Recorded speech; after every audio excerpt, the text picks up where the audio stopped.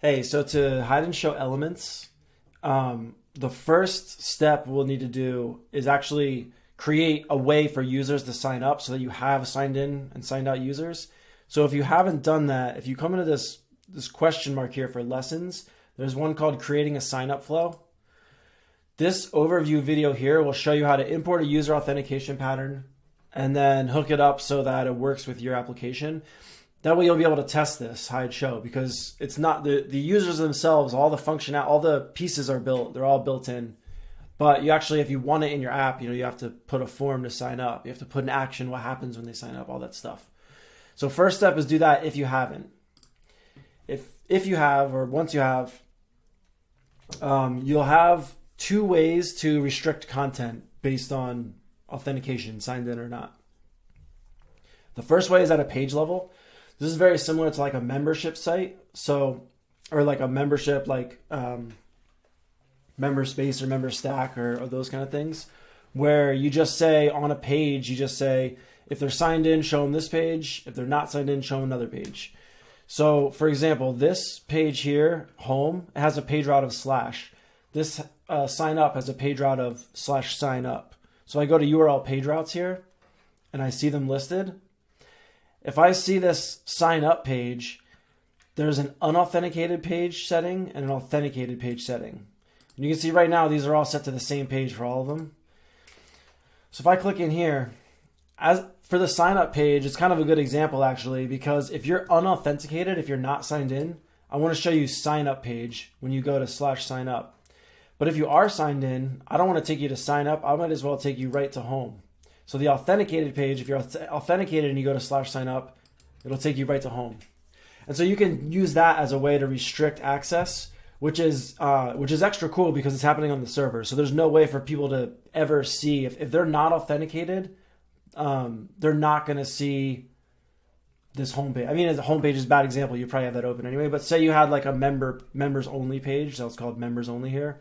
They're not going to see that unless they're authenticated. There's no way. Every time they go to this route, if they're not authenticated, they see this page. If they are, they see this page. So that's one thing. But your question actually was specifically about hiding and showing elements, things, I think it said. So I'm going to use this as an example. This is actually the project that I used for that creating a sign up flow video. But for this one, if you come to this homepage and you're not signed in, it makes sense to have a sign up button here. But if you are signed in, we wouldn't want to have this button because you're already signed up. You're already signed in. So what we can do is on this page, I'll create something to hide this sign up button if they're signed in. So the way you do that is with flows. So I'm selected on this page here. On the left side under elements, I have all my element tree, all my elements. And next to there, I have flows right here. So this is where you can start to do it like in many ways based on your preference. There's tons of ways to do this. I'll show you there's one important action you use, but there's tons of ways to set this up. So I'll show you the way I set it up, which is basically I do what's called set states. Actually, you know what? Maybe I won't set state for this. I might just cut that part out of the video, or maybe I'll leave it. We'll see. But instead of setting a state, so quickly, I'll just tell you what that is. So to set a state, I would create an action, a flow here that would be like set state signed in, and then another one for set state signed out. And the reason I'll do that is because then, like for this signed out, I can put as many actions as I want. So I can hide one thing, or I can change a value of something else, and they can just all be listed in here. And then I check once if they're signed in or signed out. And if they're not, I would set state signed out. So that's kind of how I do it. But that is actually one extra step. You could just directly hide and show one element if that's all you wanted to do. But I think actually reconsidering, I'll just continue on this way, because this way is a little more scalable. Like you can, if you set it up this way, it's barely any more effort, and then it has a lot of benefits. So I'll just continue on. What I did is set state signed in. There's no actions in it yet. Set state signed out. There's no actions in it yet. And then when the page loads, so every page when it first loads runs a page load action, and then that page load action runs runs a page binding flow, which you can also find here, or you can click in through it here. Page binding flow is going to bind, if you have data bound to any of your elements, it's going to do a few things, a few builder specific things. But then after that, you can put whatever you want there. So what I would do is right here, I would add an action. And if you search for condition, there's an action called condition user signed in. So this is going to literally just check. You don't have to care about anything else. It's going to check if they're signed in or not into your application. And then you have these choices. If they are signed in, it's going to run one flow. If they're not signed in, it's going to run a different flow. So if you remember these flows we created, which are kind of self-explanatory in the names there, if they're signed in, we're going to run the flow SetState signed in. If they're not signed in, we're going to run the flow SetState signed out. The other cool thing about this, using these flows like that, is that later, imagine if there's a sign out button. Maybe I'll even show a sign out button as part of this. If they click the sign out button without refreshing the page, you can just run the SetState signed out action, and it'll, set all the state of the page as if they're signed out. So right now, what would happen is they come to the page loads, then it runs the binding, then it checks if they're signed in or signed out, signed in or not. If they are, it sets the state signed in. If they're not, it sets the state signed out. But these signed in and signed out states don't do anything, so nothing would actually happen, right? So what I'm going to do is if they're signed out, that's the default.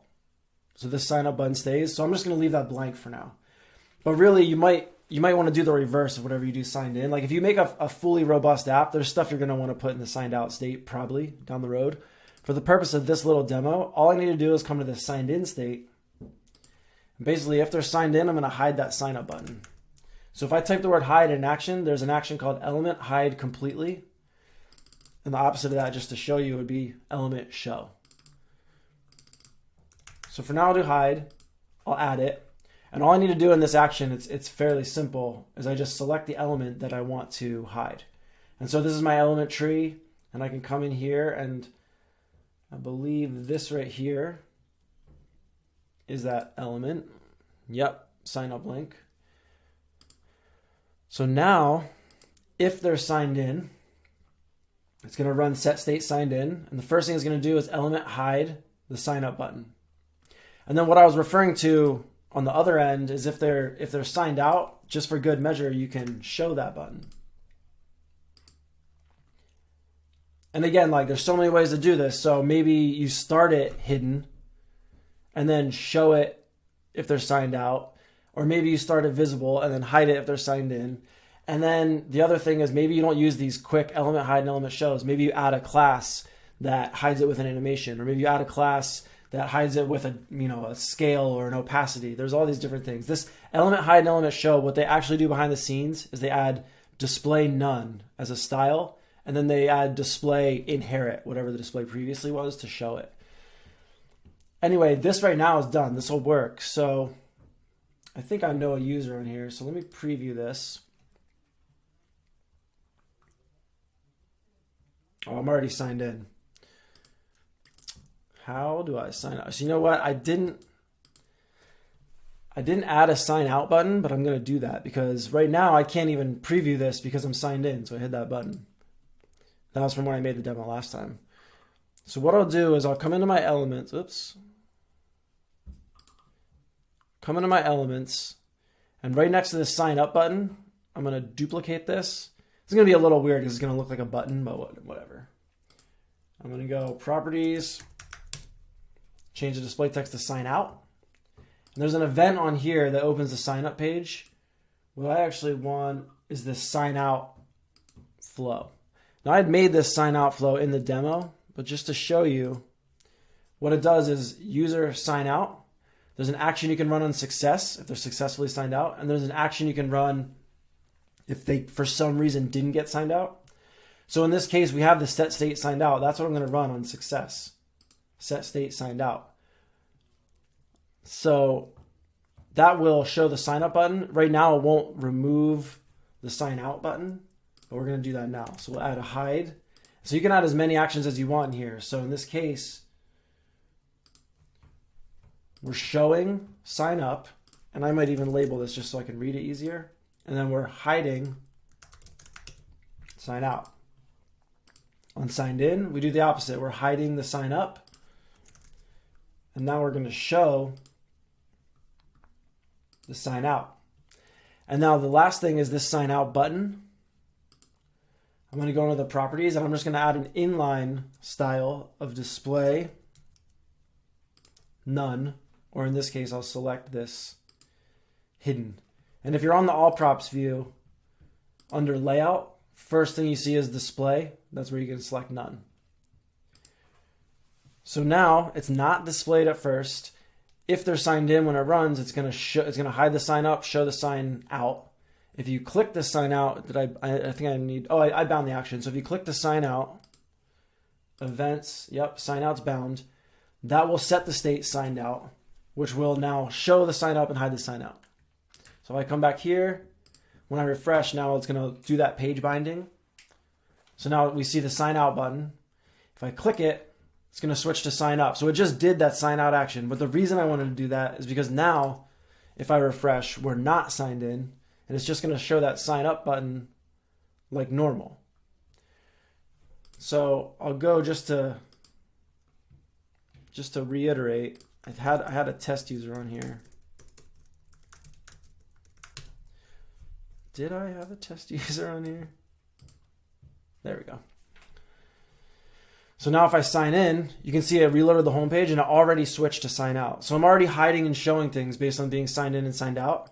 And similarly, we changed the first thing we changed with that URL route. If I try to go, to this sign up page, it should just redirect me home because I'm already signed in. So that's the basics of it. Now, as I mentioned a couple times, I guess, but you can do a lot of things however you want. So there's a lot more you can do, but the basics of it would be this. You're using the condition on something, usually a page binding or a page load, condition user signed in, and then you're just running an action if they're signed in or an action if they're signed out. And then those actions, the sky's the limit, because you could even do many more things than hiding and showing. You can do whatever you want with that, with those actions. So I think that's it. If you have more questions, just leave them in the replies. And this is a 12-minute video, so I'll cut it here.